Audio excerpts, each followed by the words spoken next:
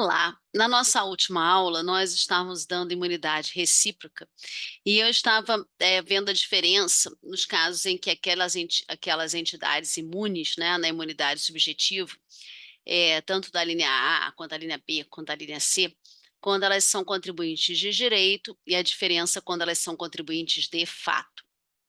Então, hoje nós vamos continuar essa análise trazendo assim, casos onde aquelas entidades são responsáveis tributárias.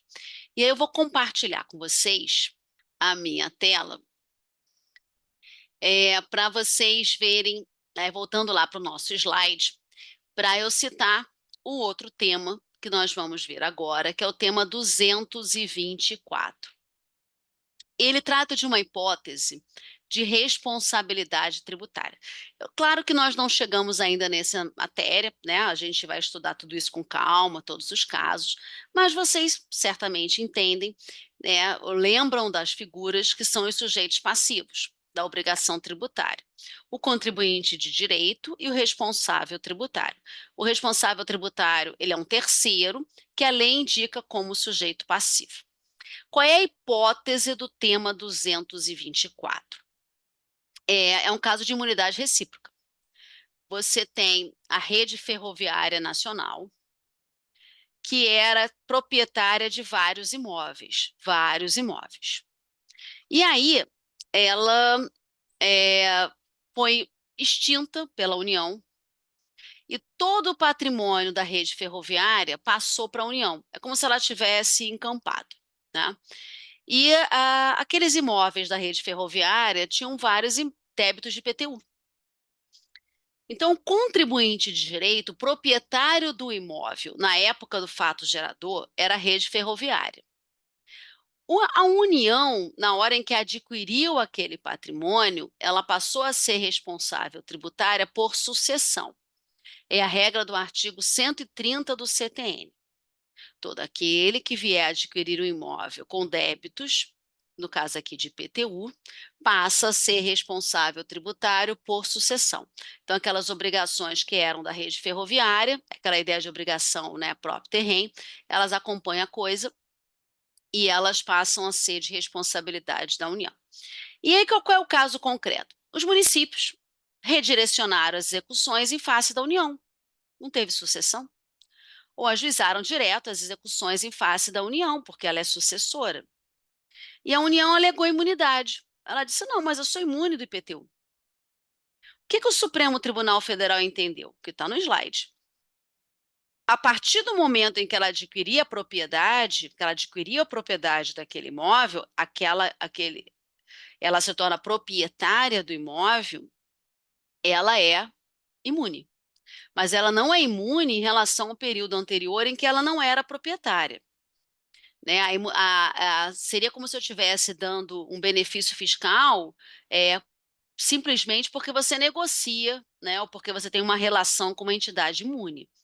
Então, na época do fato gerador, o proprietário era a rede ferroviária e ela não tinha imunidade tributária. Então, pelo menos até nunca os tribunais reconheceram a imunidade tributária. Então, na hora em que você transfere, a partir do momento em que a União adquiriu, ela é imune, mas ela não é imune em relação ao passado. Então, o Supremo entendeu que as execuções poderiam prosseguir em face da União. É claro que você não vai penhorar bens da União e ela vai pagar aquele IPTU por precatório, o RPV, mas ela não tem imunidade. Um outro caso que é muito comum, que é o mesmo raciocínio, que a gente tem muito aqui no Rio de Janeiro, discussão, envolvendo a igreja. Né? A igreja compra um terreno e esse terreno tem vários débitos de IPTU. E aí ela, quando a fazenda redireciona a execução em face da igreja, ela alega que é imune. É o mesmo raciocínio, ela é imune a partir do momento em que se torna proprietária, mas não pelo passado. O proprietário anterior era o João. João não tem imunidade nenhuma. Então, você vai verificar quem é um contribuinte. Quem era o proprietário na época do fato gerador? Né? Era a igreja ou era um particular? Ou era um terceiro? Né? Então, ela vai ter imunidade a partir do momento em que ela adquire, não em relação ao período anterior. Ficou claro?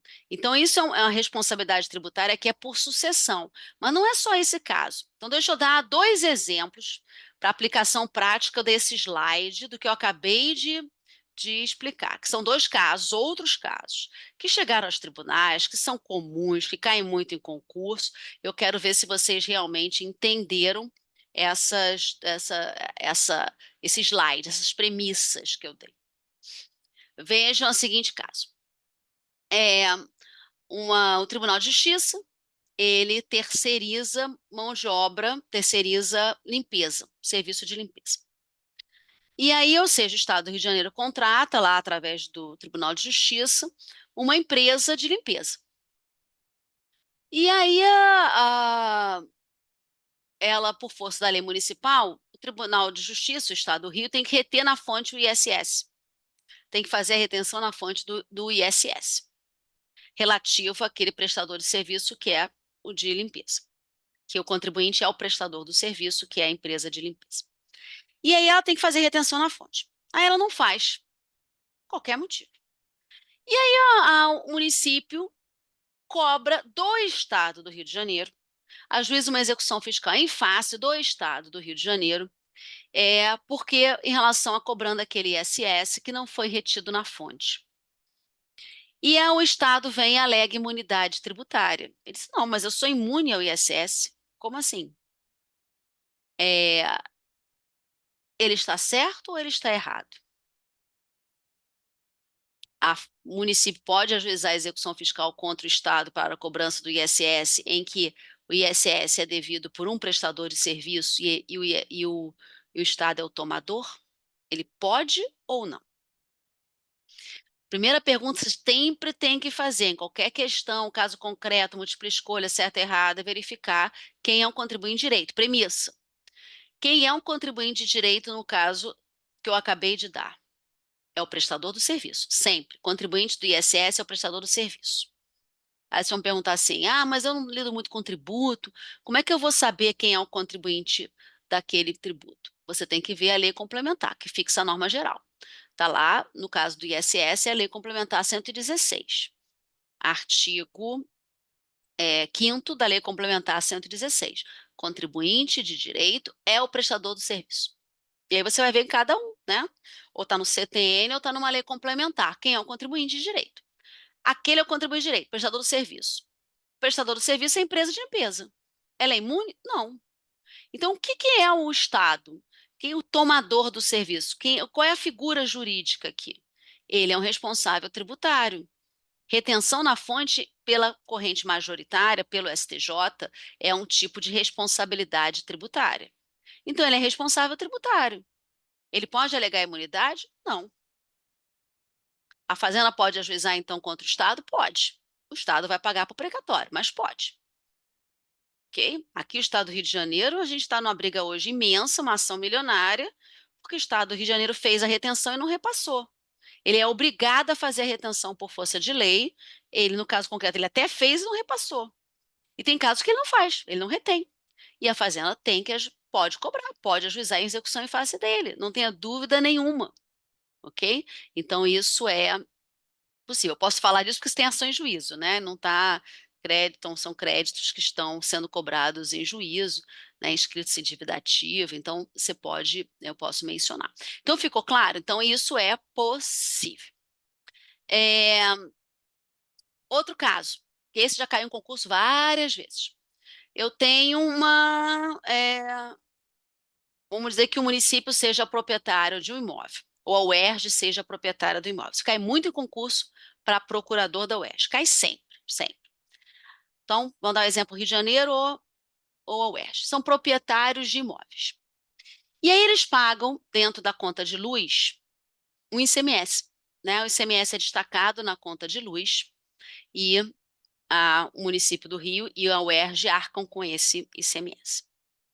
E aí eles entram em juízo dizendo que eles são imunes. Entram com uma ação contra o Estado, né, o Estado dizendo que eles são imunes. Eles entram com uma ação declaratória dizendo assim, eu quero declarar que eu tenho imunidade quanto a esse ICMS. Eles têm razão? Eles são imunes? Não. Vejam a premissa. São casos, todos exemplos do que está no quadro, do que está aqui no meu slide. Quem é um contribuinte de direito? É quem vende a mercadoria. Energia elétrica é tributado como mercadoria. Então, é a concessionária o contribuinte de direito. O que o Rio, município e a UERJ são? Contribuintes de fato. É o mesmo caso daquela ideia da entidade de assistência social que adquire um maquinário. Eles são contribuintes de fato, está embutido no preço. Eles podem alegar imunidade? Não. Tá? Então, são vários exemplos da mesma premissa, ok? Então, isso é muito importante. É importante que vocês tenham as premissas muito bem definidas para vocês não fazerem uma grande misturada. Próxima discussão de imunidade tributária, imunidade recíproca. Esse é um tema que cai muito em concursos de PGM, muito. Município pequeno, município médio, já caiu mais, assim, hoje eles caem também, obviamente, em municípios maiores, apesar, por outros motivos, né? Ele é um precedente para os municípios extremamente relevante. A União odeia esses precedentes, né? A AGU faz campanha contra, mas os precedentes estão aí. Eles são importantes para várias discussões que a gente vai ver depois. Então, vamos entender. São dois temas, tá? Com repercussão geral. O 437, que é originário do Rio de Janeiro, ele diz respeito ao aeroporto de Jacarepaguá. E o tema 385, que diz respeito ao Porto de Santos. Qual é a hipótese, tanto de um quanto de outro? E as teses são complementares. São imóveis de propriedade da União, nos dois casos, seja aeroporto, seja o porto. São imóveis de propriedade da União que estão concedidos que estavam, na época, concedidos à Infraero e à Codesp, porque aqui é Santos, né? Então são docas de São Paulo, que é a Codesp, e Companhia Docas de Estado de São Paulo. E depois, tanto a Infraero quanto a Codesp, elas subconcedem a um particular que explora uma atividade econômica do imóvel. Então, a discussão aqui é de imunidade recíproca, porque o proprietário é a União, eles estão concedidos a empresas públicas federais, né, seja docas, seja Infraero, são concessões de uso, nessa época são todas concessões de uso meramente obrigacionais, elas não são concessões de direito real, elas são concessões de direito de uso meramente obrigacionais, e elas são subconcedidas a um particular que explora uma atividade econômica. No caso do aeroporto de Jacarepaguá, o precedente é a de uma locadora de veículos, e o precedente de Porto de Santos é Petrobras. A Petrobras, ela explora uma atividade econômica e ela estava sendo explorada pela Petrobras. Então, vocês vejam, o imóvel em si, considerado de forma objetiva, ele está sendo explorado por uma atividade econômica lucrativa, né? Então, o que acontece? Esses temas envolvem duas discussões. Primeiro, se tem imunidade ou não. Se você tiver imunidade, se aquele imóvel gozar de imunidade, obviamente não vai haver cobrança de IPTU. A discussão aqui é PTU, tá? O tema 437 e 385 são de IPTU. Se por acaso não tiver imunidade, nós vamos entrar na segunda discussão, que é a seguinte: quem é o contribuinte do imposto? O município vai cobrar de quem? Da União, que é a proprietária, ou do subconcessionário, de quem está efetivamente na posse do imóvel, explorando o imóvel economicamente. Então, vamos por partes. Primeira pergunta do tema que a gente está estudando, que é a imunidade recíproca. Existe, pelo que nós vimos até hoje, até agora, vocês acham que esse imóvel ele é imune? Está alcançado pela imunidade tributária? O entendimento nos dois temas que foram julgados no mesmo dia é que não. Lembram daqui, ó, 150, parágrafo 3º. O ente perde a imunidade se houver exploração de atividade econômica. O fato de quem está explorando economicamente o imóvel ser um particular e não a União, não quer dizer que ele tenha imunidade tributária. Não tem. Tá? A utilização do imóvel é como exploração de atividade econômica. E é interessante que no caso de Jacarepaguá, quem conhece, e esse foi um dos fundamentos do acórdão do primeiro, é quem conhece o aeroporto de Jacarepaguá, que fica aqui no Rio de Janeiro, na Barra da Tijuca, né, na Ayrton Senna. Qual é a ideia? Qual foi o raciocínio dos ministros? Se você colocar na mesma rua, Ayrton Senna, um imóvel particular e um imóvel que é da propriedade da União, nessa situação. Os dois tendo a exploração de locação de automóveis, você vai ter uma violação do princípio da livre concorrência. Por quê? Porque aquele que está no imóvel da União, não tem, se você der a imunidade, não tem que recolher IPTU. E isso faz um diferencial. Quando você reduz a carga tributária, você dá para aquele locatário, né, e aqui é o concessionário, porque o bem é público, uma maior, vamos dizer assim, uma maior possibilidade de lucro. Mesmo, e aí o imóvel do lado, que é de um particular, vai ter que recolher IPTU. Então, o que o Supremo entendeu? Isso viola o princípio da livre concorrência. Né? Eu não posso ter na mesma região, com a mesma atividade econômica, simplesmente porque o proprietário do imóvel é outro, sendo que os dois que estão ocupando do imóvel exercem a mesma atividade, têm a mesma capacidade contributiva, eu dar um benefício fiscal que o outro não tem. Então, se a União autorizou a subconcessão, se ela autorizou, e ela autorizou, né? Ela assinou um contrato de concessão, se ela autorizou aquela exploração de atividade econômica, aquele imóvel está fora da imunidade tributária. E aí o município pode cobrar. Então, primeira resposta é: explora atividade econômica fora de imunidade tributária. Se o ente perde, é, ele perde explorando diretamente ou indiretamente, que é o caso aqui. Ok? Mesmo caso do porto, né? A Petrobras explora atividade econômica lucrativa, e aí, portanto, o imóvel não está alcançado pela imunidade. E aí nós chegamos nos dois precedentes na segunda pergunta. De quem a fazenda vai cobrar? Quem é o contribuinte nesse caso? O proprietário ou o ocupante do imóvel? E aí nós vamos chegar a uma outra questão que interessa a procuradorias, né, especialmente municípios. Né, esse módulo eu não vou tratar dos impostos em espécie, mas eu vou falar de diversos deles como exemplos, né? E aqui no caso do IPTU, quem é o contribuinte do IPTU? A norma está no artigo 34 do CTN. E o contribuinte do IPTU é o proprietário, ou o titular do domínio útil, ou o possuidor a qualquer título do imóvel. Qual era o grande problema aqui?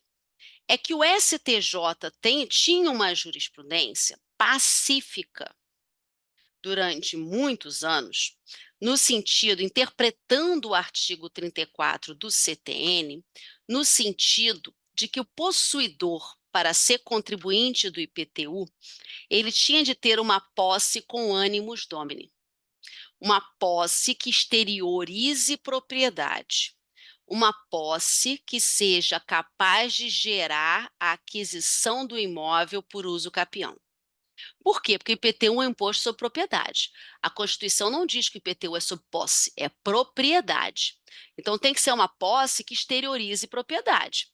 Às vezes a pessoa está lá há 30 anos naquele imóvel, né, 10 anos, ela já adquiriu o imóvel pelo decurso do tempo, mas ela não tem uma sentença reconhecendo isso. E vocês vejam que a sentença do capião ela é declaratória, né?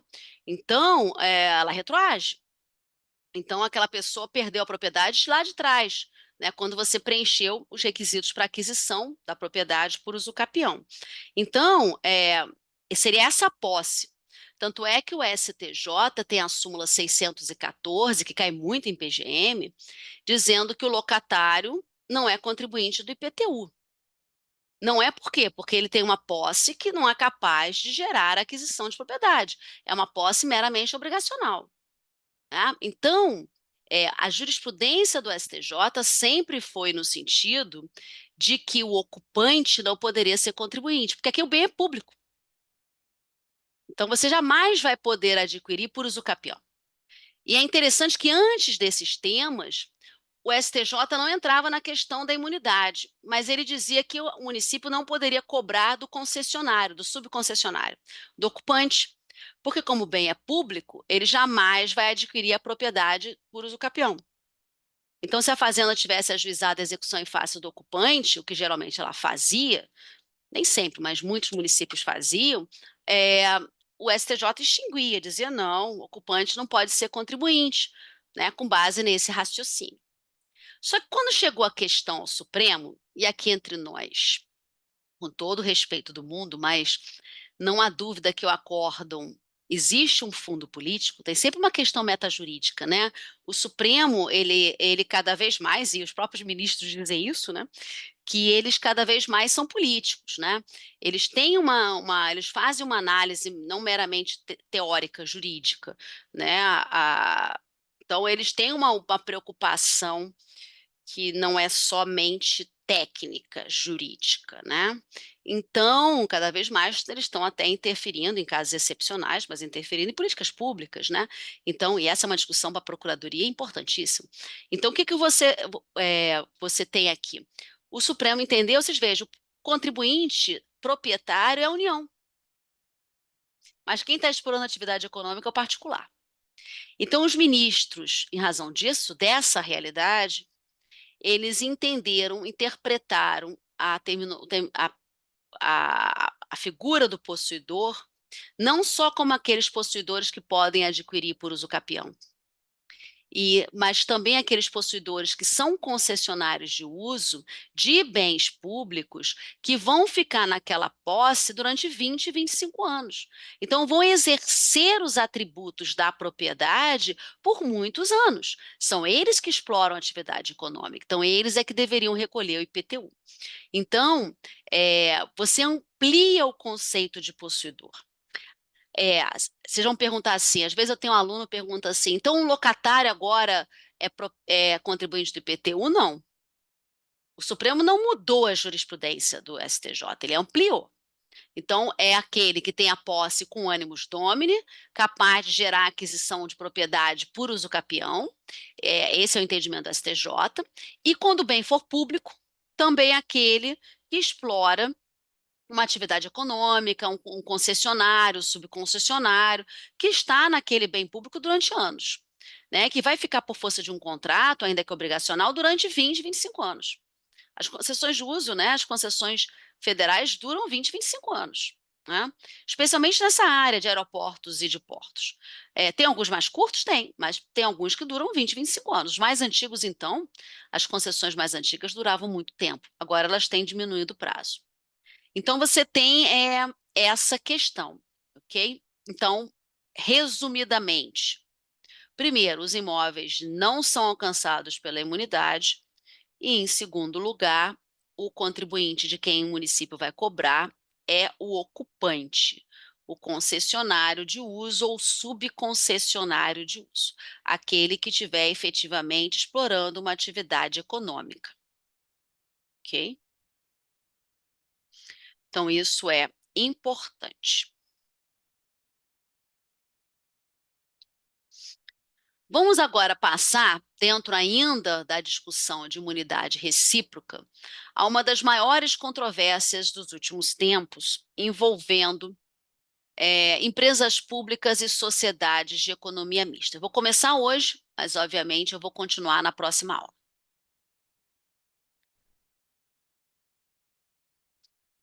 O que que acontece? Vocês vejam que pela literalidade dos artigos que nós estudamos, o que a Constituição ela estende, a quem a Constituição estende a imunidade recíproca, são para pessoas de direito.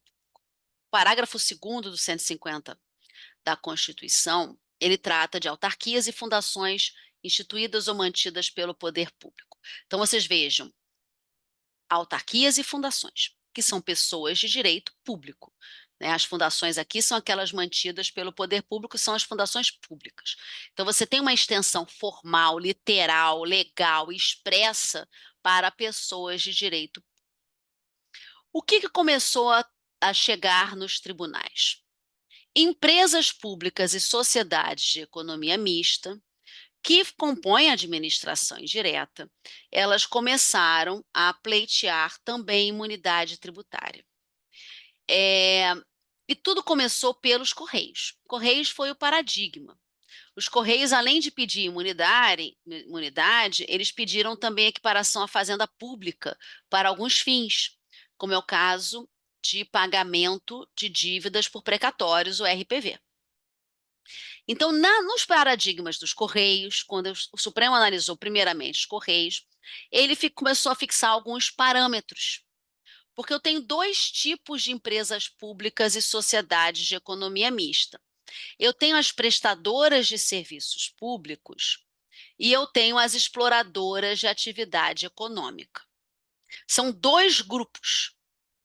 E eu vou começar até por esse aqui, pelo tempo que eu tenho para a aula de hoje, vamos começar por esse que é mais fácil. Tradicionalmente, as empresas públicas e sociedades de economia mista, elas são pessoas de direito privado. Então, tradicionalmente, em um direito administrativo bem tradicional, elas deveriam ser criadas para explorar atividades econômicas. Então, elas vão estar em regime de concorrência, elas não vão ter privilégios nem benefícios que os particulares não tenham. Tanto é que o artigo 173, os parágrafos do artigo 173 da Constituição, eles falam em empresas públicas e sociedade de economia mista, porque são tipicamente aquelas que exploram a atividade econômica. Só que, e aí nós temos a primeira questão. Elas gozam de imunidade tributária? E eu trouxe alguns exemplos. Petrobras é uma empresa pública, uma sociedade de economia mista, está nesse grupo. Bancos, por exemplo, Caixa Econômica, né, Banco do Brasil, alguns bancos que já ao longo do tempo foram bancos estaduais, que são empresas públicas ou sociedades de economia mista, mas que exploram atividades econômicas, claramente, né? Os serviços bancários, Caixa Econômica, nós vamos ver que tem um caso concreto só que a Caixa Econômica é um tratamento diferenciado quando ela atua como longa-manos da União para projetos como Minha Casa Minha Vida. Mas Caixa Econômica, Banco do Brasil, na parte dos serviços bancários, ela está em regime de concorrência com Itaú, Bradesco, Santander, né? São bancos explorando a atividade econômica, visam o lucro, né? E estão em regime de concorrência. A Petrobras também, tá? E aí, o entendimento do Supremo é que elas não gozam de imunidade tributária. Por que elas não gozam? Porque se o ente perde a imunidade tributária como explora uma atividade econômica, né, veja o IPTU, aquele imóvel perde a imunidade quando o particular está explorando a atividade econômica, apesar do bem ser público, por que uma sociedade de economia mista, empresa pública, que está claramente em regime de concorrência, não vai gozar de imunidade? É interessante que a Petrobras nunca teve reconhecimento de imunidade, mesmo na época em que ela tinha exclusividade na exploração. Por quê? Porque a Petrobras tem capital aberto. A Petrobras, ela visa o lucro e ela tem uma concorrência internacional. A Petrobras, ela distribui lucros.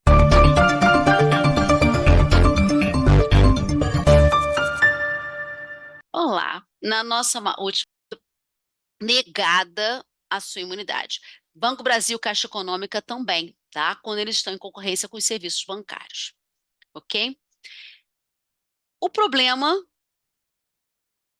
peraí, são as prestadoras de serviços públicos que nós vamos estudar na nossa próxima, vendo as empresas públicas e sociedades de economia mista. E eu disse que o Supremo Tribunal Federal faz uma divisão, né? Ele divide essas entidades em dois grupos.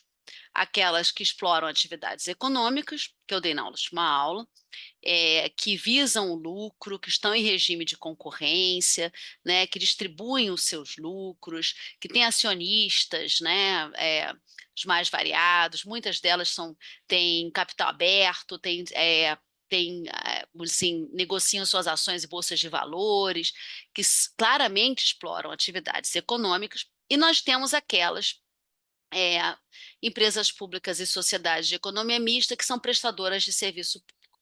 E aí eu vou hoje me aprofundar nas prestadoras de serviço público. E depois eu vou dar para vocês todos os temas com repercussão geral e aqueles que se formaram, né, ao longo do tempo envolvendo essas empresas, e nós vamos ver as discussões que estão atualmente no Supremo ainda para serem julgadas, tá? Então, eu vou compartilhar com vocês a minha tela e vamos aqui para as prestadoras de serviço. Então, tudo começou, como eu mencionei, com os Correios. E os Correios, qual era a grande questão aqui? Eles alegavam que, como eles são empresas públicas, mas são prestadoras de um serviço público em regime de exclusividade, eles gozariam de uma imunidade tributária como se eles fossem autarquias. Porque as autarquias é que são criadas, em geral, para prestarem serviços públicos. Só que, em alguns casos, as empresas públicas e sociedades de economia mista, até por serem pessoas de direito privado e terem uma maior maleabilidade na sua estruturação e contratações, né, elas são criadas para os mesmos fins, prestando serviços públicos. E os Correios é um caso. E aí eles alegaram que eles deveriam ter o mesmo regime jurídico de uma autarquia que preste um serviço público. Por isso que eles pediram equiparação à fazenda pública, né? Que eles pudessem ser enquadrados como fazenda pública para alguns fins, um deles é a imunidade tributária e o outro para fins de pagamento por precatório. E o Supremo acolheu os dois argumentos, né? Ele entendeu que eles deveriam seguir um regime jurídico do serviço público, que é um regime jurídico público, e que eles deveriam ter o mesmo tratamento de uma autarquia que presta um serviço. Então, eles se enquadrariam no conceito de fazenda, né, para esses dois fins. E em relação aos Correios, foram julgados 3 temas com repercussão geral. Vocês vejam como eles são os paradigmas, realmente, né? Eles têm o tema 235, o 402 e o 644.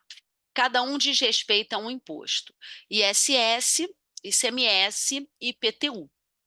Então, e o que eu quero destacar é o do ISS, porque o ISS tem uma peculiaridade que eu acho que é muito interessante, que é importante que vocês conheçam o raciocínio, que vocês conheçam o precedente, especialmente para PGMs, né? É o mesmo raciocínio para o ICMS, tá? Então, serve para Estado e município. Qual é a grande questão? Qual é o serviço público que os Correios realizam com exclusividade? É o chamado serviço postal. E aí o Supremo Tribunal Federal definiu em um precedente pelo seu plenário o que ele entende como serviço postal. E a definição de serviço postal é aquela que diz, é uma definição legal, inclusive na lei que criou lá os Correios, que regulamenta os Correios e regulamenta essa prestação de serviço, que é aquele que diz respeito à correspondência, cartas, que sejam usuais, comuns. Não faz parte do conceito de serviço postal as entregas de encomendas, jornais, revistas, boletos bancários. Tudo isso são serviços que o Correios não possui exclusividade. Eu tenho outras empresas que legalmente, legitimamente, fazem entrega de correspondência, de encomenda, por exemplo. Na época dos precedentes, você tinha a Varig Log, que talvez fosse uma das mais conhecidas. E então, nessa parte, que não é serviço postal propriamente dito, os Correios estão em regime de concorrência. Então, o que os municípios defenderam? Durante muito tempo, né, não é mais assim, até por causa desse precedente, havia muitos autores, até ministros, que entendiam que só quando eles exercissem com exclusividade aquele serviço público, é que eles deveriam gozar da imunidade. Só que nesse precedente dos Correios, o Supremo Tribunal Federal entendeu que eles teriam imunidade para todos os serviços, serviço postal, que ele tem exclusividade, e os demais serviços de entrega, coleta, que digam respeito a algo que eles exercem em regime de livre concorrência. Os Correios são imunes a todos os serviços que eles prestam, com exclusividade ou não. Por quê? Porque os Correios alegaram que tudo aquilo que eles economizassem com o ISS envolvendo é, no serviço que é em regime de concorrência, encomenda, por exemplo, que são os mais lucrativos, ele reaplicaria no serviço postal. Então, a única maneira de ele manter o serviço postal com valores módicos, com valores baixos, e que permitissem os Correios a entregar em qualquer parte do país, e eu lembro sempre das questões dos ribeirinhos, as famílias ribeirinhas no meio do Amazonas, né? É o exemplo lá do acordo, a alegação deles, eles poderiam fazer isso se eles economizassem com com ISS. É o que o acordo chama de subsídio cruzado. Subsídio é sempre um incentivo para determinados setores da economia que são considerados relevantes. Então, qual é a ideia aqui? Você estimula o serviço postal com uma economia do imposto do ISS para aqueles que estão em regime de concorrência, para os serviços que estão em regime de concorrência. Só que a questão toda é a seguinte: do ponto de vista dos municípios, isso é um equívoco. Né? É claro que já tem decisão do Supremo, repercussão geral, né? Agora os Correios estão, inclusive, como eu já falei na reforma, expressamente previstos lá como no 150 parágrafo 2º, né? Como beneficiários da imunidade recíproca, né? Não só autarquias, fundações, mas agora está expresso também os Correios, então não tem mais discussão. Mas a verdade é que é um subsídio cruzado para os municípios, ele é um subsídio cruzado com receita alheia. E essa é a mesma discussão que nós vamos ver para os concessionários de serviço público, envolvendo aeroportos e outras concessões. Porque o serviço postal é um serviço federal. Só que quem dá subsídio é um ente que é o poder concedente. Então, quem tem que dar subsídio para os Correios é a União. Mas você dá um subsídio com base em recursos municipais. Né? Então, isso é uma coisa que os municípios sempre brigam muito, porque eles perderam nos Correios, a gente está brigando muito para não perder o mesmo raciocínio nas concessionárias de serviço público. É a União dando subsídio com recurso que não é dela. Né? Então, assim, e vocês vejam, os Correios estão em regime de concorrência. E eles têm um privilégio que a empresa tipo Varig Log não tem mais, não tem. A Varig Log paga ISS, a empresa privada paga ISS, os Correios não pagam. Então, assim, regime de concorrência, ele tem um benefício que o outro não tem. Então, fere o princípio da livre concorrência, né? Há um tempo atrás, o Tribunal de Contas disse que o Tribunal de Contas do município disse que a gente não podia contratar os Correios por inviabilidade de competição de forma direta, que a gente tem que fazer uma licitação, porque no que é encomenda, por exemplo, tem concorrência. Mas, assim, os Correios não participam de licitação. E se eles participassem, eles só aceitam ser contratados por inviabilidade de competição, mesmo naquilo que tem regime de concorrência. Se ele participasse da licitação, não tem como as outras empresas darem o mesmo preço que eles, porque eles têm um benefício, uma imunidade que os outros não têm. Os Correios têm imunidade de tudo. ISS, IPTU, ICMS. A discussão do ICMS é transporte interestadual e municipal de encomendas. Então, é o mesmo caso do ISS, só que no caso do ISS tem um serviço que está na lista de serviço, é transporte municipal e tem um item específico, que é o 26 da lista de serviço, e no caso do 400 e no caso do ICMS, a discussão era transporte interestadual e intermunicipal, que é do Estado. E os Correios ganharam tudo. Tem uma ação civil originária que é de PVA, reconhecimento de imunidade de PVA, de todo o patrimônio. É porque não tem como diferenciar o patrimônio, o carro e o imóvel, do que ele usa por serviço postal e do que ele não usa. Então, a imunidade é para tudo. Tá? Então, você começa a ter, numa análise casuística, uma abertura e distinguishings que são feitos em razão de casos concretos, o que dificulta você fechar a meu ver, fechar uma sistematização que gere segurança jurídica para o ente tributante e para o particular, né? Mas, enfim, é o que temos, né? Não há como ignorar que tem os precedentes, né? Então, Correios gozaram ganho de imunidade para tudo, inclusive porque eles estão em regime de concorrência, o que não é serviço postal. O segundo caso que eu gostaria de tratar é Infraero. Infraero e Codesp têm situações parecidas, né? Porque são os aeroportos e os portos. Qual é a grande questão aqui? É uma questão do momento, né? Os municípios estão brigando ainda por isso, que é o seguinte: é, o Supremo reconheceu a imunidade, seja para o Infraero, seja pela Codesp, inclusive para ISS, por causa dos serviços aeroportuários, numa época que eles tinham exclusividade. Então, se vocês forem ler os precedentes do tema 412 aqui da Infraero, e esse precedente, que é da Codesp de São Paulo, que não é repetitivo, né, porque é de um período anterior, vocês vão perceber que são de épocas onde eles prestavam serviços públicos em regime de exclusividade. E aí o Supremo adotou para a Infraero e Codesp o mesmo raciocínio que ele adotou para os Correios. Só que acontece que, desde os precedentes, vieram duas leis.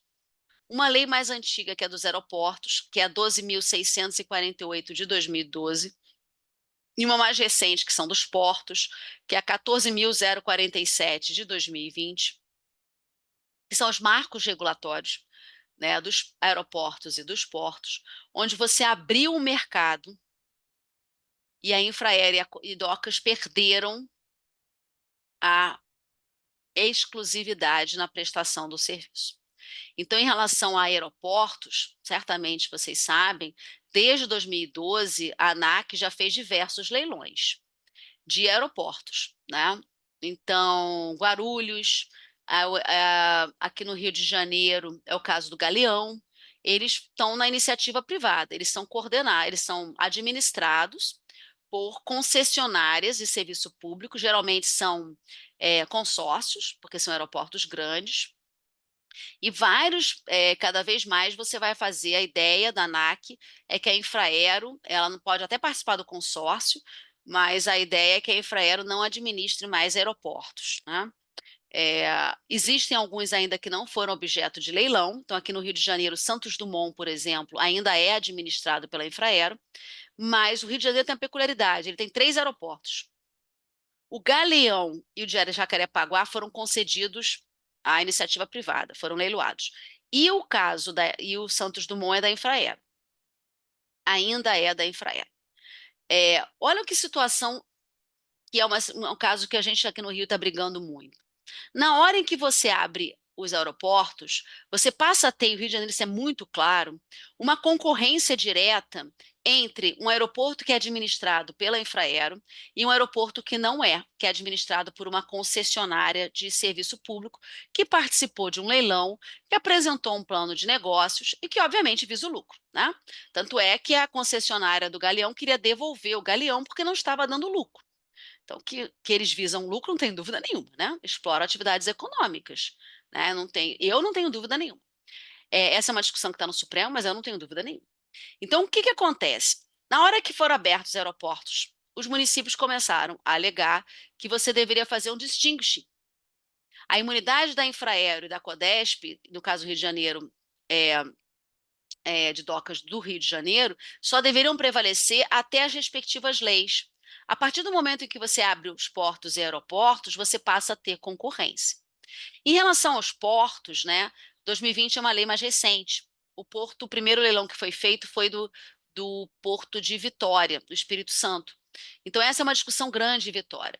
Então, há uma briga. Aqui no TRF da segunda região, que é o do Rio de Janeiro e do Espírito Santo, aqui no Rio a gente tem brigado muito para que a imunidade da Infraero só prevaleça até 2012. Fatos geradores posteriores estariam fora da imunidade. E já nós conseguimos algumas decisões favoráveis, tá? E estamos brigando por docas também. Aqui no Rio a gente tem os dois, né? Nós temos aeroportos e portos, então nós estamos brigando pelos dois. É uma briga que vai um dia chegar ao Supremo, Tem desembargadores e tem juízes que acham que cabe ao Supremo fazer o distinction, não eles, então eles aplicam imunidade. Mas nós já temos alguns acordos de entender nesse sentido contrário, porque a coisa julgada só prevalece enquanto a situação fática e jurídica é a mesma. Isso é pacífico, está no CPC, está no Supremo. Considerando que a situação econômica, a situação fática e jurídica mudou, né, os municípios estão defendendo que não há coisa julgada, não mais alcance. E nós estamos brigando por isso, porque nós tínhamos decisões transitadas em julgados no Rio, favoráveis a Infraero e Docas, com base nos temas que eu mencionei aqui nos slides, que estavam no Supremo. E a gente está querendo que a coisa julgada não se aplique para fatos geradores posteriores, tá? A abertura dos dois. É uma briga em andamento, como vocês querem fazer procuradorias, né, municípios e estados, né, e aqui isso tem muito envolve muito impostos municipais, como IPTU e ISS, mas nos casos concretos aqui são basicamente IPTU e ISS, então essa é uma discussão imensa que vocês têm que conhecer. Para o Brasil inteiro, tá? Todas as cidades que têm portos e aeroportos, essa é uma discussão grande em Cofins, de Minas Gerais, aeroportos que estiveram no Rio Grande do Norte, que é a de Amaranto, tem a discussão que chegou ao Supremo, nós temos várias discussões e a discussão aqui é com a empresa. A gente quer que Infraero e Codesp, que são empresas públicas, acho que as duas são empresas públicas, que elas só têm imunidade enquanto elas tenham exclusividade. A partir da hora que você tem concorrência, legalmente ter concorrência, entra a regra de livre iniciativa. Então, nesse caso, prevalece o interesse da livre iniciativa. E aí você não poderia conceder. Ok? Outro caso concreto que é muito discutido, que é um precedente importante, é da SERPRO. Aqui não é um tema, é uma ACO. A ACO é uma ação civil originária. Geralmente, a ação civil originária são de tributos estaduais, tá? Não é municipal. O município, o prefeito não tem legitimidade para entrar com a CO, né? Uma das peculiaridades da nossa federação. Nós somos entes federativos, mas o prefeito não tem legitimidade para a DPF, não tem legitimidade para a CO, não tem legitimidade para a DI, que são ações que são julgadas diretamente pelo Supremo. Então, nossas causas municipais geralmente chegam por REs. Por isso é que são temas com repercussão geral, né? Salvo alguma discussão da lei complementar, elas geralmente chegam por REs.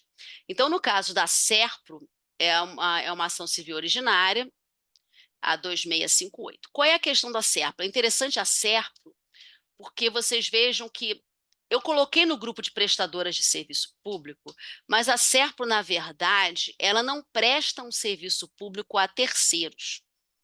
A SERPRO, ela foi criada como uma longa-manos da União, é um serviço de processamento de dados.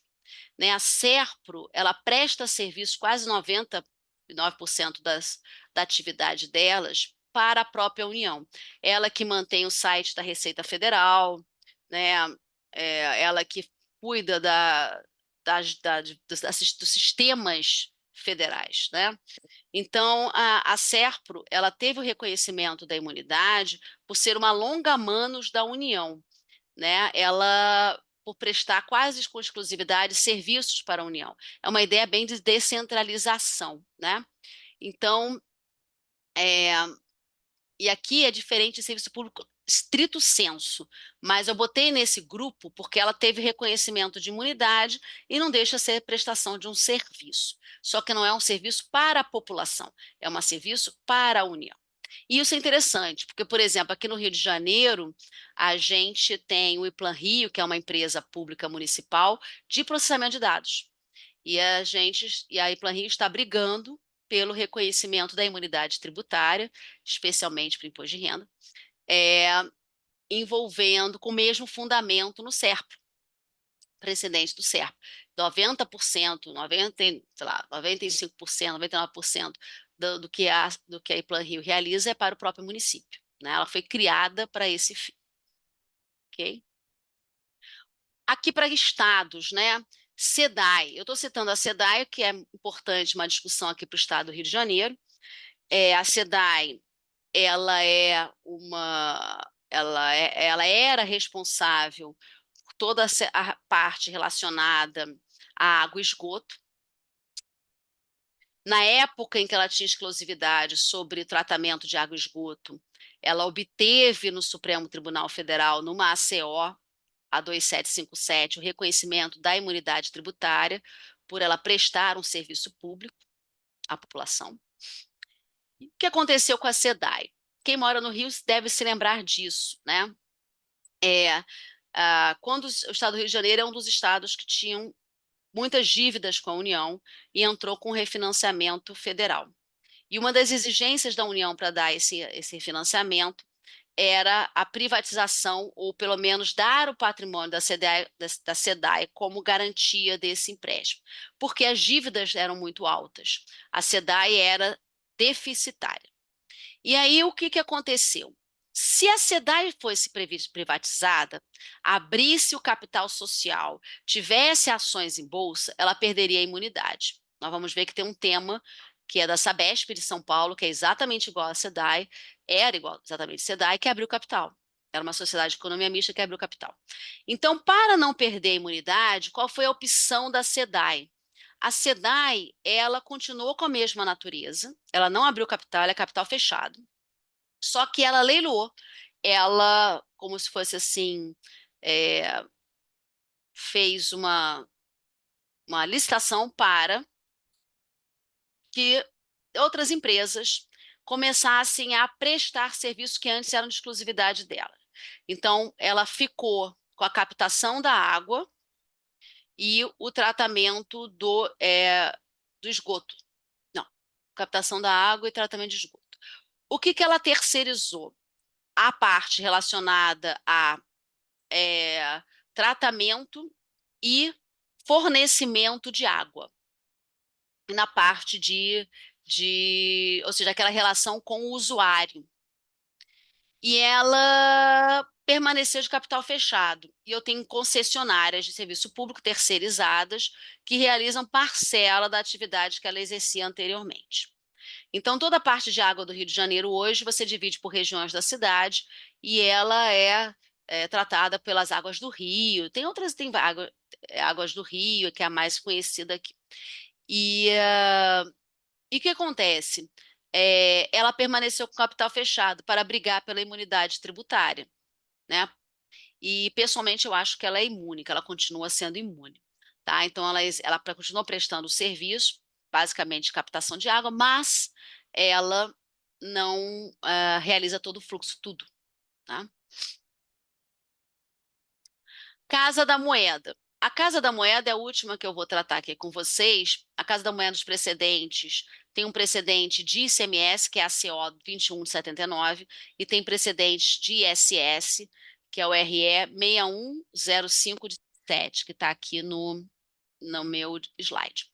O que acontece aqui? Qual é a discussão da Casa da Moeda?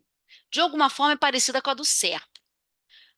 A Casa da Moeda ela não presta serviços à população, mas ela presta serviços à União. Em alguns casos, ela tem exclusividade para a prestação de serviços gráficos, porque a Casa da Moeda é uma gráfica, para a União. O que ela exerce com exclusividade? Papel moeda, emissão de papel moeda e moeda metálica, títulos da dívida pública federais, selos postais e fiscais, e de um tempo para cá, passaporte. Apesar que de vez em quando ela está atrasada, eles têm a possibilidade de terceirizar. Mas passaporte não estava na redação originária da lei, é só posteriormente que foi introduzido. Isso é com exclusividade, né? E aí o que acontece? O Supremo, à semelhança do entendimento que ele fez por Serpro, ele entendeu que a Casa da Moeda goza de imunidade naquilo que ele presta, que ela funciona como longa-manos da União. Mas não é tudo, porque a Casa da Moeda participa de licitações, inclusive internacionais.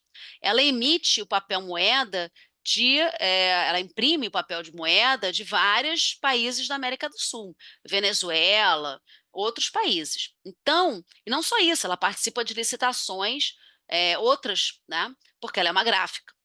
No que ela não tem exclusividade, ela não tem imunidade. Mas o que ela tem exclusividade, ela goza de imunidade. Tá? Então, por exemplo, você tem várias discussões no Rio de Janeiro da Casa Moeda, porque a sede da Casa Moeda é aqui, e que envolvem outros serviços que não esses. Tá? E aí a tendência do Supremo é não reconhecer imunidade tributária para o resto. É o mesmo raciocínio do SERPRO. É a imunidade para aquilo que ela presta de serviços com exclusividade para a União, como longamanos da União. Ok?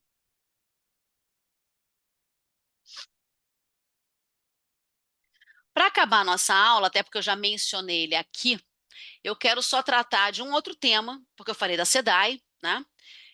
E que é um tema correlato, que é o da Sabesp, foi o tema 508. Esse tema é importantíssimo para a discussão das concessionárias de serviço público que está no auge no Supremo Tribunal Federal.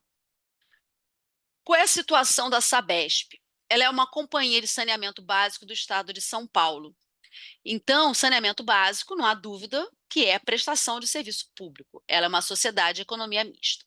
Qual é a peculiaridade dela? Que é algo que eu estou falando aqui ao longo das nossas aulas. Ela negocia ações em bolsa de valores. A participação acionária tem de acionistas privados e particulares, privados e públicos, está é difusa. E ela distribui lucro. Então, ela está voltada à remuneração do capital dos seus controladores ou acionistas. É a mesma situação da Petrobras, por exemplo. E aí, em relação a elas, o Supremo não reconheceu a imunidade tributária. Ela diz: olha, se eu tenho uma sociedade de economia mista, esse é o tema da repercussão geral, cuja participação acionária é negociada em bolsa de valores, isso caiu muito em concurso, a premissa é essa, até agora, né? Tem alguns ministros que estão querendo interpretar de uma forma diferente, mas é isso que está no precedente, né? E está voltada à remuneração do capital dos seus controladores acionistas, se distribui lucro. Ela explora uma atividade econômica, apesar de ser uma prestação de prestador de serviço público, ela se equipara a uma exploradora de atividade econômica e ela não goza de imunidade tributária. Tá? Então, esse é um precedente importante. Por isso é que eu disse que no caso da SEDAI, eles não quiseram abrir, que também é uma companhia, não quiseram abrir o capital para não perder a imunidade tributária em razão desse precedente. Então, nesse caso, na próxima aula, eu vou analisar com vocês um outro tema que envolve sociedade de economia mista e empresas públicas, que resume tudo que eu dei até agora. Porque eu estou dando para vocês a evolução dos precedentes, para vocês irem formando as premissas, entenderem. Porque às vezes pode cair uma questão que não é exatamente essa. Não é o precedente dos Correios, da Infraero, né? Mas vocês têm um raciocínio, né, para poder efetivamente responder aquela questão de prova. Então, vamos ficar por aqui e na próxima aula a gente continua a análise de imunidade tributária recíproca. Então, até lá.